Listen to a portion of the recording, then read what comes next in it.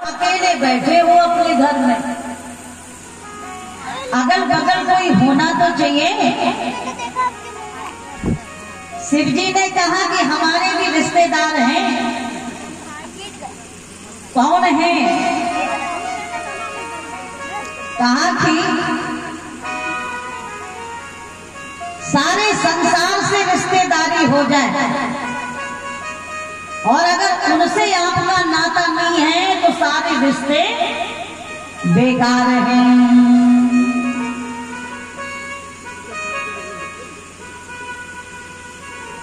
हे भगवान, वो कौन है? कहा साधक सिद्ध विमुक्त उदासी, कवि कोविद कृतज्ञ सन्यासी, जोगी सूर तापस ज्ञानी, धर्म निरत पंडित विज्ञानी। कोई कितना भी बड़ा विद्वान बन जाए, पंडित बन जाए,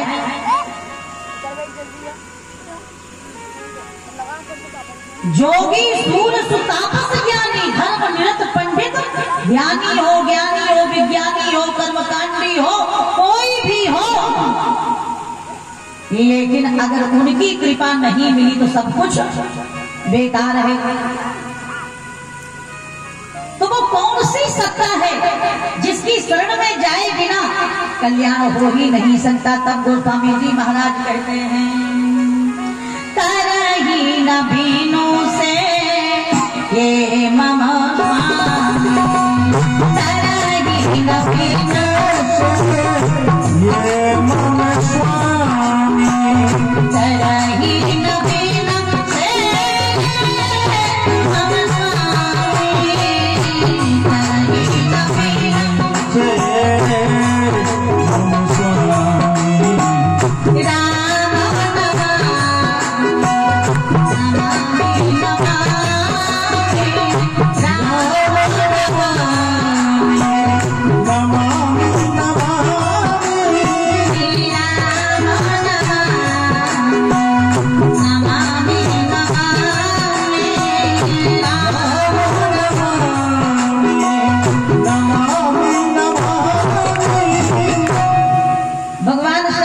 किसी बात को बतलाते हुए कहते हैं कि हमारी बहुत अच्छी नातेदारी है उनसे,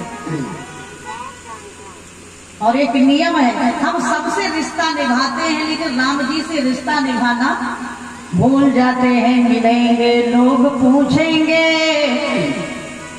मिलेंगे लोग पूछेंगे, तेरा परिवार कितना है?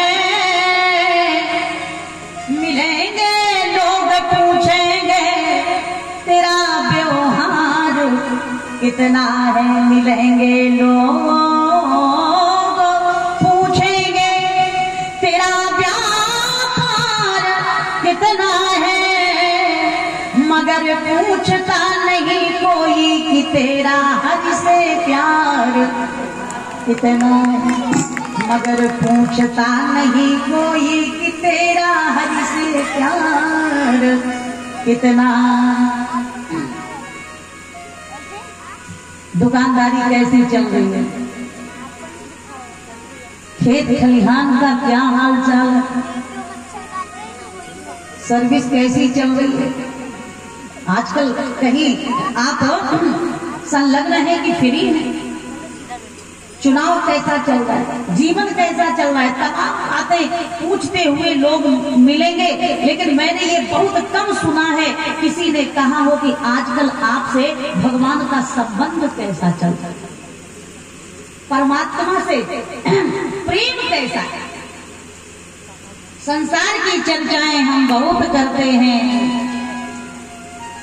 भगवान की चर्चाएं वही करता है जिन पर भगवान की अहेतु की कृपा होती है। शिव जी कहते हैं, हमारा तो उन्हीं से नाता है, हमें दुनिया से क्या लेना देना। नाता एक राम जी से, दूजा नाता तोड़ दे। नाता एक राम जी से, दूजा नाता तोड़ दे। आशा एक राम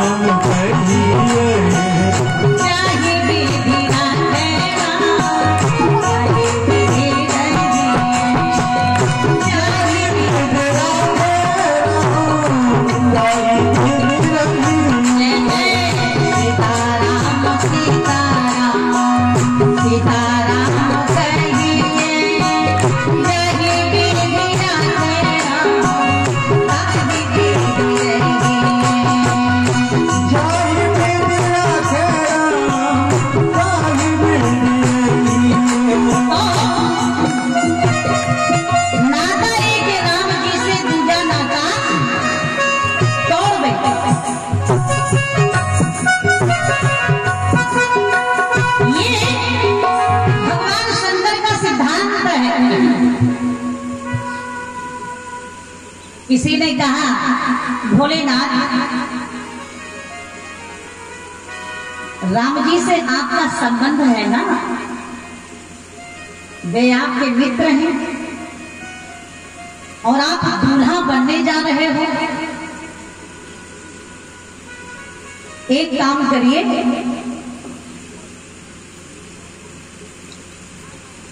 उनसे आप जो भी चीज लेना चाहते हो वे आपकी सारी व्यवस्था कर देंगे। अरे जिसके यहाँ विवाह होता है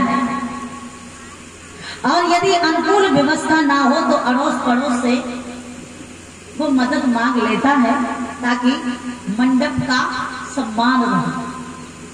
ससुराल जाकर के लाज और इज्जत मर्यादा हमारी सुरक्षित रह जाए, उसके लिए व्यक्ति कुछ भी कर जाता है। फिर आपके तो राम जी मित्र हैं, तो एक काम करिए, दूल्हे के सिर पे मुकुट शोभा देता है, तो आप स्वर्ण जड़ित मुकुट प्रभु का ले लीजिए ना। मणिजड़ित मुकुट और सुशोभित होगा तो चांद चांद लग जाएंगे, बड़ा अच्छा स्वरूप लगेगा आपका। भगवान शंकर ने कहा कि ठीक है, मैं उसे उधार मुकुट ले लूंगा, लेकिन एक समस्या है, जिसके सिर पे मुकुट रखा जाता है उसके जीवन में अभिमान ना आवे। मेरा व्यक्तित्व तो इतना विशाल है, इतना महान है कि हमारे मुकाबले कोई हो ही नहीं सकता। अभिमान पतन का कारण होता है। तो यदि मणि जड़ित में मुकुट रखूंगा अपने सिर पर, हो सकता है कि मुझे अभिमान आ जाए। और दूसरी समस्या, जिसके सिर पे मुकुट रखा है वो अभिमानी बनेगा और जो उसे देखेगा उसे ईर्ष्या होगी कि ये मुकुट हमारे सिर पे क्यों नहीं रखा गया, तो अनर्थ होगा ना। मैं ऐसा मुकुट बांधूंगा कि उसे देख करके तो अभिमान आ ही नहीं सकता, और जो दर्शन करेगा ईर्ष्या हो नहीं सकती। और भगवान करे अगर ईर्ष्या हो जाए तो वो भी अपनी जटाएं बढ़ा ले, क्या दिक्कत है। तो आप किसका मुकुट बांधोगे? आहा, शिवहि शंभुगण करहि सिंगारा, शिवहि शंभुगण करहि सिंगारा, मुकुट सही मोर समारा,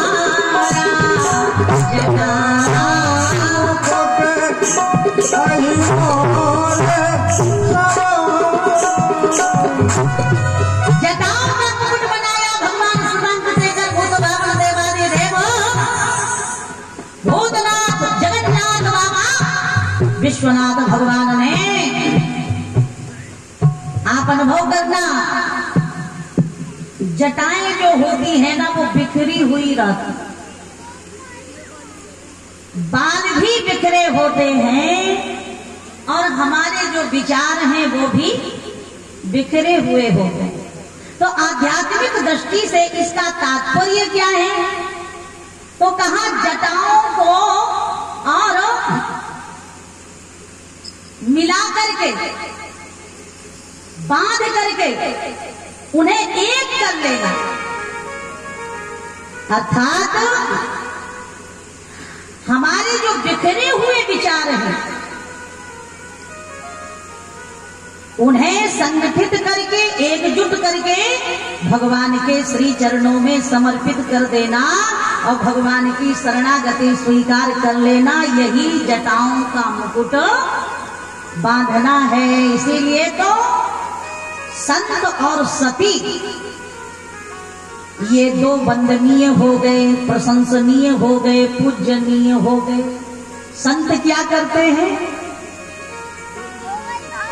ये अपनी बिखरी हुई जटाओं को बांध करके एक कर देते। और सती क्या करती है? का जो पति प्रता सती नारी होती है वो अपने बिखरे बालों को मिला करके और एक चोटी बना लेती है, अपने पति के श्री चरणों में अपना आत्मसमर्पण कर देती है। संत भी बिखरे हुए बालों को अर्थात विचारों को एकत्रित करके संगठित करके जगतपति के श्री चरणों में अपना आत्मसमर्पण करके भगवान की चरण शरण स्वीकार कर लेते हैं कि प्रभु जैसे रखना है आप रखो। ऐसा सुंदर मुकुट आज सुशोभित हो रहा है, जटा मुकुट अहि मोर समान। आगे वर्णन आया, कुंडल कंकण पहिरे ब्याला, तन विभूति कटिके हरि छाला, शशि ललाट सुंदर सिर गंगा, नयन दीन उपबीत भुजंगा, शिवहि संभुगन करहि सिंगारा। शरीर में क्या लगाया? कहा तन विभूति कटिके हरि छाला। जब यहां कोई दूल्हा बनता है तो हल्दी और चंदन से उसके पूरे शरीर का उल्टन किया जाता है। शिव जी से कहा गया कि आप भी बढ़िया बढ़िया सुगंधित इत्र लगा लीजिए ना। अपनी दुल्हन को गौरा से विवाह करने जा रहे हो और ऐसे जा रहे हो, कुछ तो शरीर में मलवाइए, लगवाइए। तो शिव जी ने कहा कि चले जाओ, गरम गरम मुर्दे की ताजी ताजी जो तुरंत की अभी की राख है ना, भभूत उसे ले आओ। हे भगवान, अभी अभी जो तुरंत जला हुआ मुर्दा है उसकी भभूत आप अपने शरीर में पोत के ससुराल जाओगे? अच्छा, कभी आपने सोचा शिव जी को भभूत इतनी पसंद क्यों है, प्रिय क्यों है? चिता भस्माले पो गरल मसीलम दिगपट धरो, जटाधारी कंठे भुजग पतिहारी पशुपति, कपाली भूतेषु भजत जगदीशैक पदवी, भवानी त्वत्पाणि ग्रहण परिपाटी फलमिदम्। आपने सुना होगा एक बात, एक मुर्दा रास्ते में चला जा रहा था, चार लोग उसे अपने कंधे पर रखे थे, उसके पीछे चलने वाले लोग कहते जा रहे थे कि राम नाम सत्य है। भगवान शंकर के कानों में आवाज पड़ी, इन्हें देख के तो ऐसा लगता है कि ये हमारे दल के लोग हैं। अरे इसी बात को तो मैं कहता हूँ, मैं भी प्रचार करता हूँ। उमा कहूँ मैं अनुभव अपना, सत हरि भजन जगत सब सपना।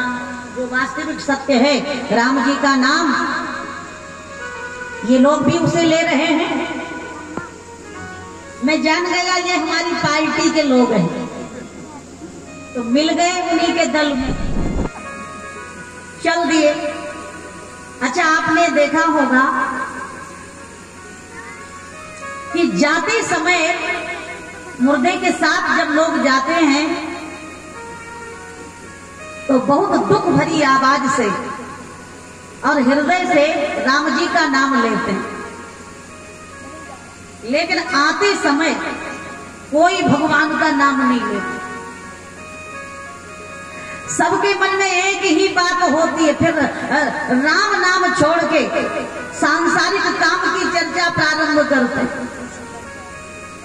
अब भगवान शंकर चले जा रहे थे, अभी मुर्दा पूरा जल नहीं पाया कि लोगों ने चर्चा करनी शुरू कर दी। भैया आज हमें बहुत जरूरी काम था,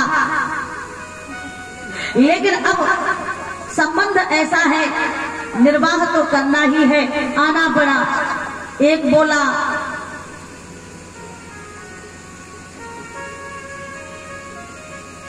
कि हमें दुकान खोलनी थी, ग्राहक वहां खड़े हैं, हम यहां फंसे पड़े, क्या करें?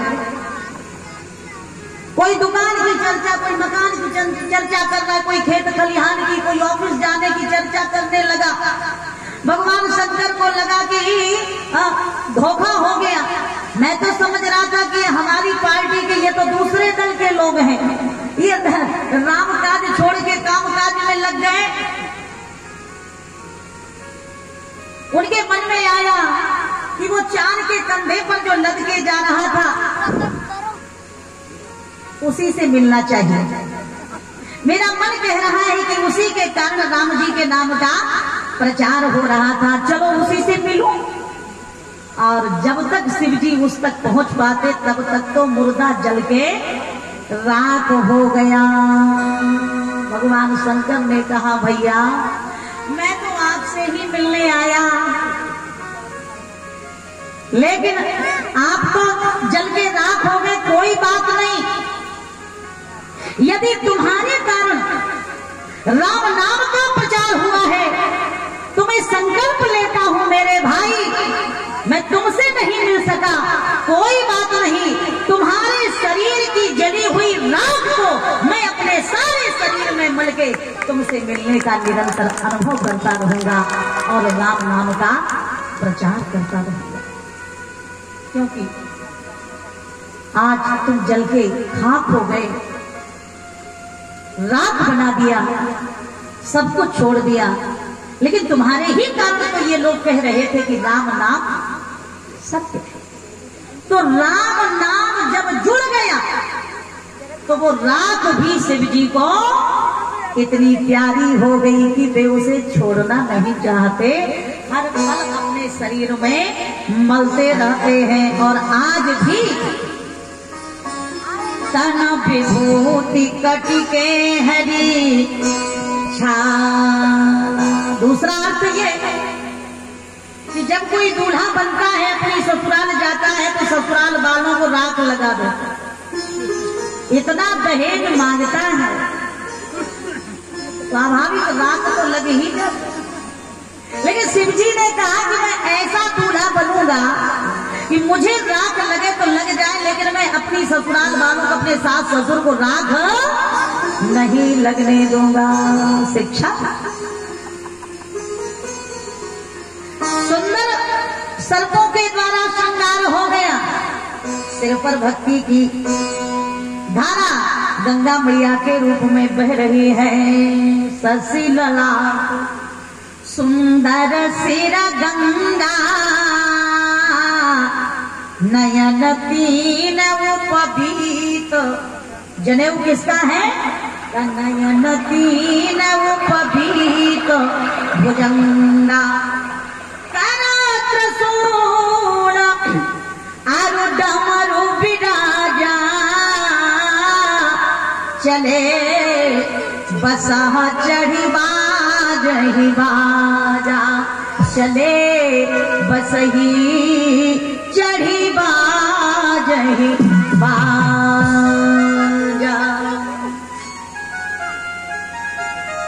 बैठने के लिए वाहन चाहिए तो क्या देवताओं के पक्ष में भी बड़े सुंदर सुंदर वाहन हैं। भगवान विष्णु का गरुड़ ले लीजिए, हंस ले लीजिए, ऐरावत हाथी किसी पर भी बैठ के चले जाइए, कहने की देर है, सब आपके श्री चरणों में समर्पित हैं। अब बैल पर आप शोभा नहीं देंगे। भगवान शंकर ने कहा चुप रहो जी, मेरे पास जो है मैं उसी में खुश हूं। क्यों? कहा कि जो अड़ोस पड़ोस से मांग के बर बनते हैं ना, वो 2 दिन के बाद बराबर हो जाते हैं। भाई जिससे आप जो चीज लेंगे वापस करनी पड़ेगी ना, इसलिए कोशिश करो कि हमें किसी से उधार कुछ लेना ना पड़े, जो हमारे पास है। अच्छा गहना कपड़ा कुछ भी आप चढ़ा दो किसी का भी लेके,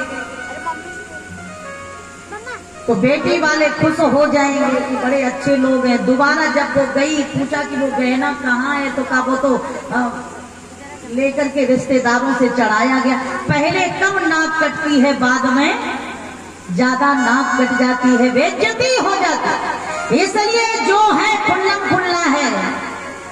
जीवन में दुराव छिपाव जब नहीं होगा तो जिंदगी मंगलमय रहे।